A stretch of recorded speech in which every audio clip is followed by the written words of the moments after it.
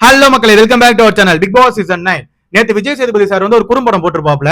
நம்ம சபரி அவர்களுக்கும் விஜய் பார்வதிக்கும், அதாவது அந்த கேப்டன்சி டாஸ்க்ல நடந்த சண்டை, அதுல வந்து சபரி மேல முழுக்க முழுக்க தப்பு இருக்கு. ஓகேவா? அத வந்து சபரி சாரியும் கேட்டா, நீங்க சபரியை போட்டு கிளி கிளின்னு கிழிச்சு தொங்க விட்டீங்க. அப்ப வந்து ஜட்ஜா இருந்த 2 பேரை எழுப்புனீங்க. அதாவது கனி அவர்களையும் எழுப்புனீங்க, நம்ம சாண்ட்ரா அவர்களையும் எழுப்புனீங்க. கனி கிட்ட மட்டும் நீங்க வந்து ரூடா பிஹேவ் பண்ணீங்க, சாண்ட்ரா வந்து சாஃப்டா தட்டி கொடுத்தீங்க. அதாவது கனி கிட்ட என்ன கேக்குறீங்கன்னா, நீங்க தானே ஜட்ஜ், நீங்க எப்படி டிஸ்குவாலிஃபை பண்ணலாம் அப்படின்னு கேக்குறீங்க. அதே மாதிரி சாண்ட்ரா கிட்ட கேட்கும்போது சாண்ட்ரா வந்து எனக்கு தெரியாது சார், நான் வந்து புதுசா வந்திருக்கேன், இந்த மாதிரி வந்து எல்லாரும் ஒரு முடிவு எடுத்தாங்க, அதனால நானும் அதை ஒத்துக்கிட்டேன் அப்படின்ற மாதிரி அவங்க ஒரு ஆக்டிங்க போட்டாங்க. அவங்க இன்னொரு பெரிய ஆக்டிங் போட்டாங்க, அது வேற விஷயம். இதுதான் வந்து இப்ப சோசியல் மீடியால ட்ரெண்டா போயிட்டு இருக்கு. அதாவது விஜேஎஸ் வந்து ஒரு குறும்படம் போட்டார்ல, அது ட்ரெண்ட் ஆகல. இங்க நம்ம மக்கள் எல்லாரும் சேர்ந்து விஜேஎஸ்கோ சாண்ட்ராக்கோ ஒரு குறும்படம் போட்டிருக்காங்க, அது வேற லெவல்ல வைரலா போயிட்டு இருக்கு. அதுல என்ன கேள்வி கேட்கறாங்கன்னா, 2 பேருமே தான் ஜட்ஜி, 2 பேருமே தான் டிஸ்குவாலிஃபைன்னு சொன்னாங்க. ஆனா நீங்க 2 பேருமே கேள்வி கேட்காம கனியை மட்டும் கேள்வி கேட்டதுல என்ன நியாயம் இருக்கு?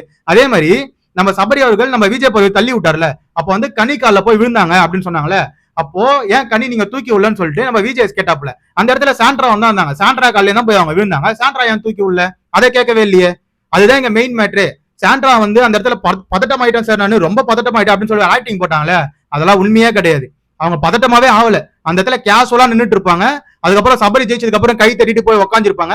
என்னடா வெயிட்டா அடிக்க வேண்டியது, ஏன்டா லைட்டா அடிக்கலாம் கேட்டிருப்பாங்க. அது மட்டும் இல்லாம சிரிச்சு இருந்திருப்பாங்க. அவங்க பதட்டமாவே ஆகல.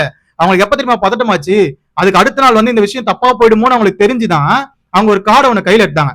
அதாவது அந்த விக்டிம் கார்டு மாதிரி ஒண்ணு கையில எடுத்தாங்க. இவன் வந்து சபரி வந்து பொண்ணுங்களெல்லாம் வந்து அடிச்சு இந்த மாதிரி பண்றான், அவங்க கூட நான் எப்படி போயிட்டு அடுத்த டாஸ்க் விளையாட முடியும், அதாவது இவன் வந்து பொண்ணுங்களை வந்து வேணும்ட்டே டார்கெட் பண்றான்னு சொல்லிட்டு நீங்க ஒரு கார்டை ஒண்ணு கையில எடுத்தீங்க.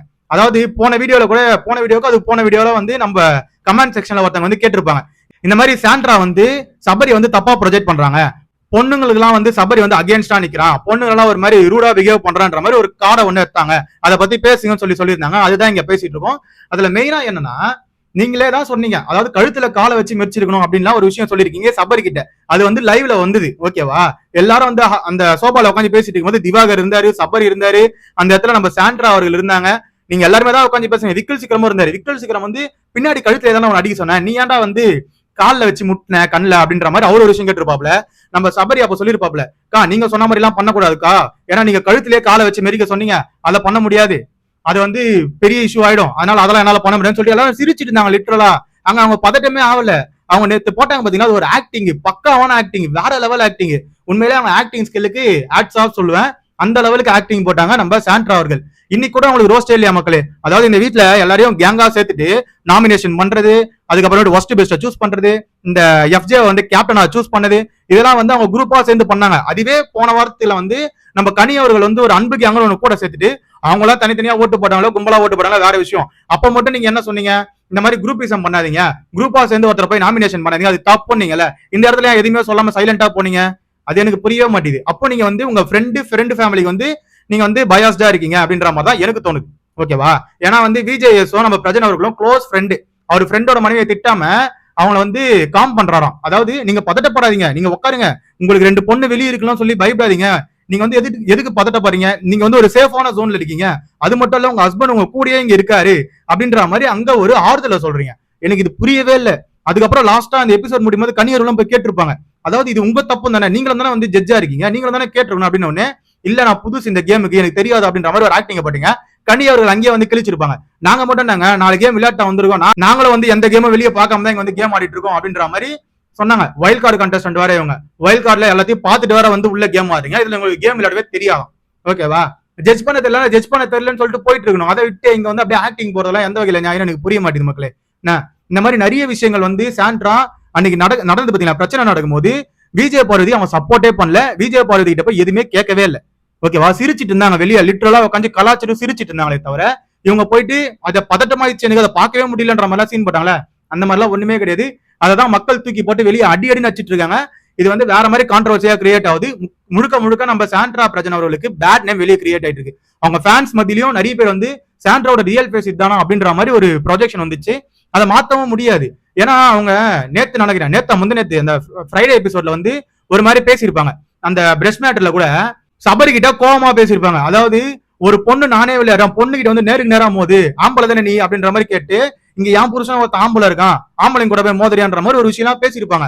அப்பெல்லாம் உங்களுக்கு போல்டா பேச வரும். ஆனா இந்த மாதிரி டாஸ்க் வந்தோடனே அப்படியே பதட்டம் ஆயிடுவீங்களா நீங்க, எதனா ஒரு விஷயம் கேட்டாருன்னா. இவங்களே ஒரு விஷயம் முடிவு பண்ணி தான் மக்களை வச்சிருந்தாங்க. சாண்ட்ரா இந்த மாதிரி விஜய் வந்து நம்மள அட்ரஸ் பண்ணுவாப்ல, அவர் கேட்கிற கேள்வி நம்ம இந்த மாதிரி பதில் சொல்லி மழுப்பலாம்னு சொல்லிட்டு 2 பேர் யாரு பிரஜனும் சாண்ட்ரா உட்காந்து பேசிட்டு இருந்தாங்க. இந்த மாதிரி நம்ம குரூப்பா கேம் ஆனால அது வந்து தப்பா போயிருக்கும், கண்டிப்பா கேள்வி கேட்பாங்க, நம்ம அது வந்து ப்ரிப்பேரா இருக்கணும் அப்படின்ற மாதிரி நம்ம சாண்ட்ரா சொல்ல, பிரஜன்ல அதெல்லாம் கேட்க மாட்டான், அவன் நம்ம பையன் தான், அது விஜேஎஸ், அதெல்லாம் அவன் கேட்க மாட்டான் அப்படின்ற மாதிரி. எதுக்கு இந்த நாடகம் போடுறீங்கன்னே புரியல. உங்க ஃப்ரெண்ட்ஷிப்பா வெளியே வச்சுங்க, கேம்ல எதுக்கு எடுத்துட்டு வரீங்க புரியவே மாட்டேங்குது. கேம் இந்த மாதிரி பாக்கிறது நல்லாவே இல்ல மக்களே. நேத்து கனியை மட்டும் ரோஸ் பண்ணது எனக்கு பிடிக்கவே இல்ல. சபரியை ரோஸ் பண்ணீங்க ஓகே, கனியை ரோஸ் பண்ணீங்க ஓகே, விக்கல் சிக்கரம் ரோஸ் பண்ணீங்க ஓகே, ஏன் சாண்ட்ரா விட்டீங்க? சாண்ட்ரா அந்த இடத்துல உட்காந்துருந்தாங்களே, சாண்ட்ரா கேட்டீங்கன்னா இவ்வளவு தூரம் வந்து இது பெரிய இஷ்யூ ஆயே இருக்குதுல்ல. எல்லாருமே கேட்கிற கேள்வி அதான், எனக்கு புரியவே இல்ல.